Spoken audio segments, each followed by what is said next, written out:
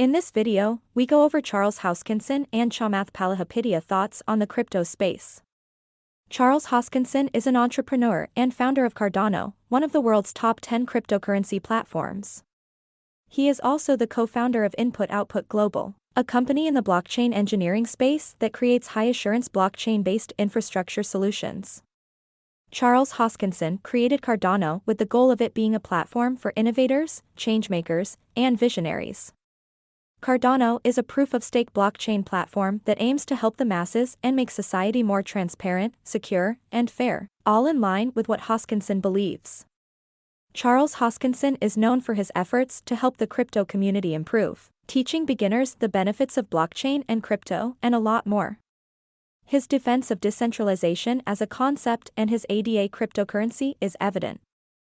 He recently spoke against Michael Saylor, the MicroStrategy CEO, who stated that ADA is a security, unlike Bitcoin, which is a commodity. In an unexpected move to once again start accepting outside capital, Chamath Palihapitiya is angling to raise at least $3 billion for his latest, top-heavy venture capital fund, according to two sources familiar with the matter.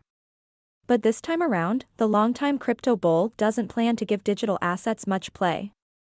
Palihapitiya's firm Social Capital has effectively functioned as a quasi-proprietary trading firm for the last several years, having pulled the plug on a number of long-time investors to focus on investing largely founder capital. While digital asset-oriented startups, especially emerging play-to-earn gaming and Web3 companies, plus fintech firms trying to bridge crypto and TradFi, ought to remain one area of focus, crypto collectively appears to be overshadowed by other portfolio priorities. Sources were granted anonymity to discuss sensitive business dealings. The firm declined to comment.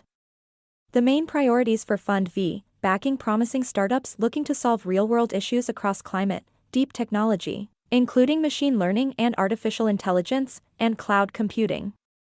While Palihapitiya and his team have at times played up their crypto track record in conversations with potential institutional limited partners, digital assets appear to be taking a back seat here. Though TradFi players have been keeping a close eye on crypto's recent turmoil in the pursuit of vulture-style venture plays and distressed debt opportunities, indications are few asset managers have actually pulled the trigger. Now, let's get right to the video. It's going to transform everything, all society. Bitcoin is only valuable because it's valuable. It has no technological advantage. It's actually the least advanced of all the cryptocurrencies and least feature risk. There's no reason for it other than the fact that it exists. And if the value plummets, no one will mine it, and then you lose all your security. So the minute that it gets flipped by another cryptocurrency, unless they can find a way to actually innovate again, Bitcoin will die, in my view. But regardless of where you're at, whether you're a maximalist or a person who loves all these coins or hates all of them, I think it's a moment for all of us to reflect about the fact that we're moving towards portfolio-based value. And this is it. The revolution has come, is here to stay. And in the next few decades, everything is going to change about the way wealth works. And that is a direct result of the vanguard that Bitcoin had. It is, in my view, the most significant human invention of the last 100 years. Yeah, there can be collapses. I wouldn't be surprised to see a 30, 40, 50, 60% reduction. But why Bitcoin over DigiCash or over BitGold or any of these other projects? It was just one of those right place, right time things in the right community. And of course, with all successful things, the minute you have a successful thing, it seldom is the thing that ends up being around forever, because there's no reason to hold it over its neighbors. This is one of the reasons why we work so hard with Cardano in particular at trying to build a proper governance system, because you don't want a situation that every time you want to do an innovation, you end up with a Cardano Classic or Cardano Cash or these types of things. Bitcoin lost some of its earliest and best people over just the block size, a system parameter. It just tells you if you can't even agree on something so trivial as a block size, then how do you get post-quantum crypto when quantum computers come? How do you get smart contracts? How do you get, new ways of structuring the network stack? How do you move from a replicated model to a decentralized model? How do you throw data away? What happens when the Bitcoin blockchain is a petabyte and only two people can have it as NSA and Google? So what do you do with that? And if you can't decide a block size, how the hell do you decide these much more significant and serious things? You need a governance system that sits on top of it. And unfortunately, that's so far beyond the initial vision of Satoshi. That's like going to a bunch of Jews and trying to convince them that, Jesus Christ is their savior. You have a whole new religion, okay? You're not really going to succeed in that respect. It is what it is. You have to accept that these things coexist. So what usually happens is that when the evolutionary and competitive dynamics of the system are counterproductive to growth beyond a certain point, the system will stall.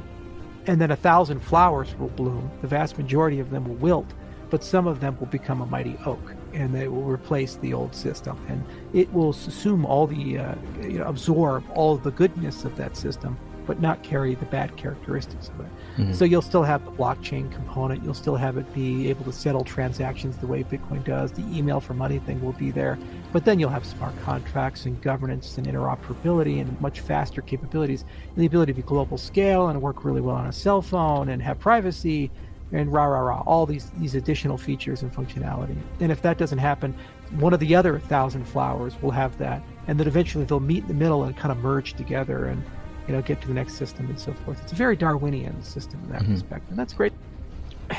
Whoever is the prophet who leads people out of the cave usually gets his own religion.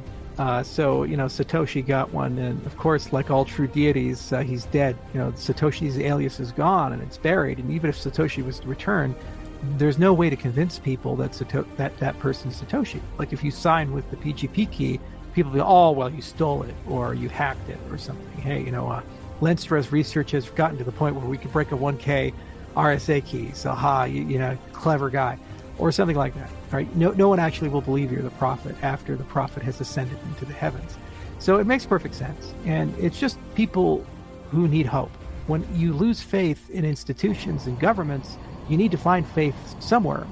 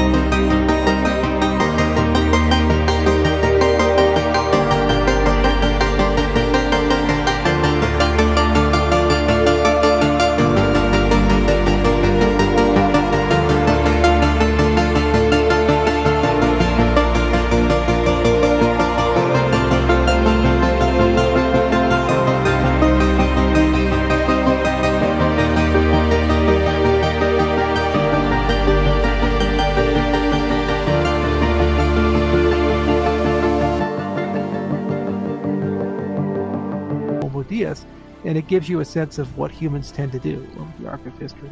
And this is a milestone, a very visual milestone about why and how. Yeah, there can be collapses. I wouldn't be surprised to see a 30, 40, 50, 60% reduction. But even if that happens, you still have to understand at this point, there's hundreds of billions of dollars floating around, and that's not going anywhere. So even with a correction, it doesn't matter anymore. It's inevitable. And we should all celebrate for that. That's a great moment for our industry. It's a great moment for all those who dare to dream. This is it. The revolution has come, is here to stay. And in the next few decades, everything is going to change about the way wealth works. And that is a direct result of the vanguard that Bitcoin had. Gains typically go to the winner. So I'll use an equity example. If you believed in smartphones, you could have bought a basket of things in 2010 or 2008 or 9 when the iPhone first got released. You could have bought Nokia and Motorola and Samsung and HTC, or you could have just bought Apple. And Apple, frankly, just crushed everybody else.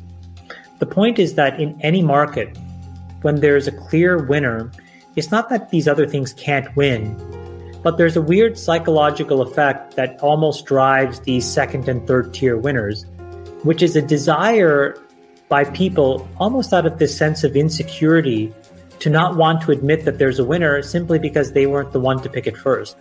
And yeah, can they win? Sure. But do they ever win like the category killer? No.